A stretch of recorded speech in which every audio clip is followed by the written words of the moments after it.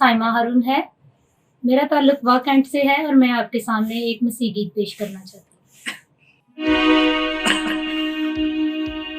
खुदा दे पर्दे ठाठ कोई निशान रहता है। खुदा दे पर्दे ठाठ कोई निशान रहता है।